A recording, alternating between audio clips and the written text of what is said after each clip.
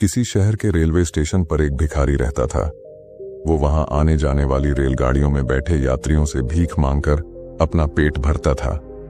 एक दिन जब वह भीख मांग रहा था तो सूट बूट पहने एक लंबा सा व्यक्ति उसे दिखा। उसने सोचा कि यह व्यक्ति बहुत अमीर लगता है, इससे भीख मांगने पर यह मुझे जरूर अच्छे पैसे देगा। वह उस लंबे व्यक्ति से भीख मांगने लगा। भिखारी को देखकर उस लंबे व्यक्ति ने कहा, तुम हमेशा मांगते ही रहते हो, क्या कभी किसी को कुछ देते भी हो? भिखारी बोला, साहब मैं तो भिखारी हूं, हमेशा लोगों से मांगता ही रहता हूं, मेरी इतनी औकात कहां कि किसी को कुछ दे सकूं। लंबा व्यक्ति बोला, जब किसी को कुछ दे नहीं सकते तो तुम्हें मांगने का भी कोई हक नहीं है। मैं एक व्यापारी हूं और लेन देन में ही विश्वास करता हूं। अगर तुम्हारे पास मुझे कुछ देने को हो तभी मैं तुम्हें बदले में कुछ दे सकता हूं। इतना कहने के बाद वह लंबा आदमी ट्रेन में बैठकर चला गया। इधर भिखारी उसकी कही गई बात के बारे में सोचने लगा। उस लंबे व्यक्ति के द्वारा कही गई बात उस भिखारी के दिल में उतर गई। वह सोचने लगा कि शायद मुझे भीख में अधिक पैसा इसीलिए नहीं मिलता क्योंकि मैं उसके बदले में किसी को कुछ दे नहीं पाता हूं। लेकिन मैं तो भिखारी हूं, किसी को कुछ देने लायक भी नहीं हूं। लेकिन कब तक मैं लोगों को बिना कुछ दिए केवल मांगता ही रहूंगा? बहुत सोचने के बाद उस भिखारी ने निर्णय किया कि जो भी व्यक्ति उसे भीख देगा उसके बदले में वह भी उस व्यक्ति को कुछ जरूर देगा। लेकिन अब उसके दिमाग में यह प्रश्न चल रहा था कि वह खुद भिखारी है तो भीख के बदले में वह दूसरों को क्या दे सकता है। इस बात को सोचते हुए 2 दिन हो गए, लेकिन उसे अपने प्रश्न का कोई उत्तर नहीं मिला था। तीसरे दिन जब वह स्टेशन के पास बैठा हुआ था तभी उसकी नजर कुछ फूलों पर पड़ी जो स्टेशन के आसपास के पौधों पर खिल रहे थे। उसने सोचा, क्यों ना मैं लोगों को भीख के बदले कुछ फूल दे दिया करूं। उसको अपना यह विचार अच्छा लगा और उसने वहां से कुछ फूल तोड़ लिए।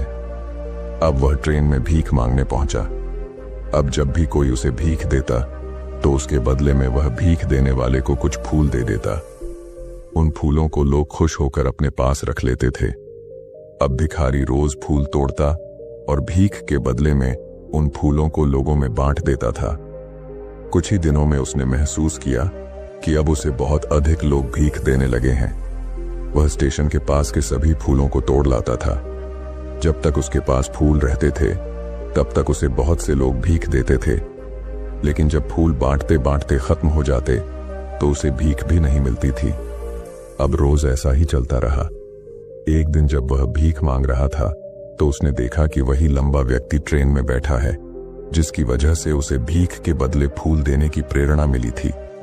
वह तुरंत उस व्यक्ति के पास पहुंच गया और भीख मांगते हुए बोला, आज मेरे पास आपको देने के लिए कुछ फूल हैं, आप मुझे भीख दीजिए तो बदले में मैं आपको कुछ फूल दूंगा। उस लंबे व्यक्ति ने उसे भीख के रूप में कुछ पैसे दे दिए और भिखारी ने कुछ फूल उसे दे दिए।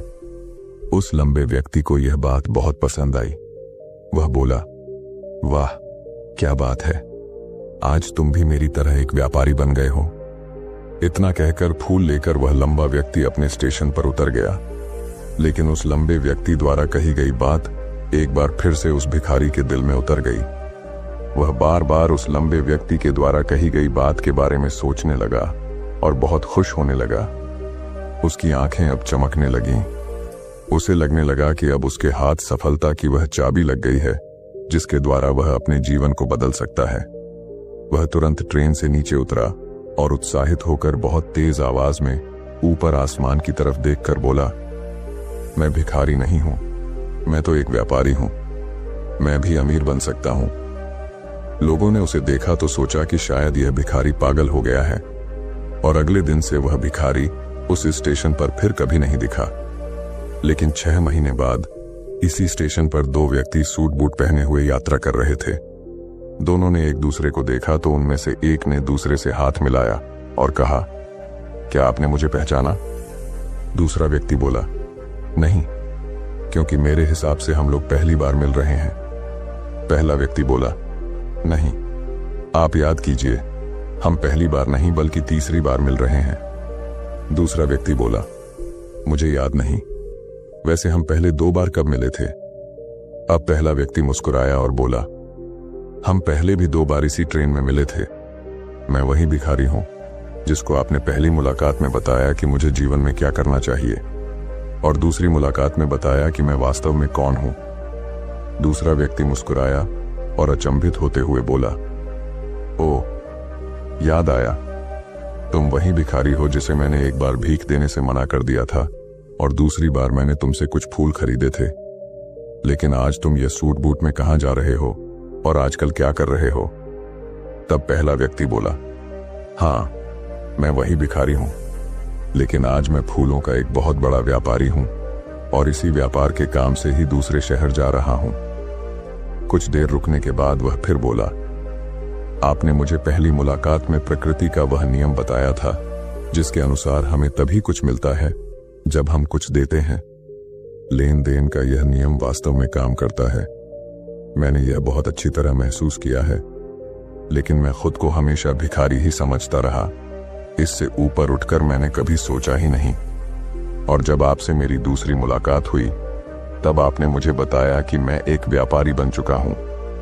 अब मैं समझ चुका था कि मैं वास्तव में एक भिखारी नहीं बल्कि व्यापारी बन चुका हूं। मैंने समझ लिया था कि लोग मुझे इतनी भीख क्यों दे रहे हैं, क्योंकि वह मुझे भीख नहीं दे रहे थे बल्कि उन फूलों का मूल्य चुका रहे थे।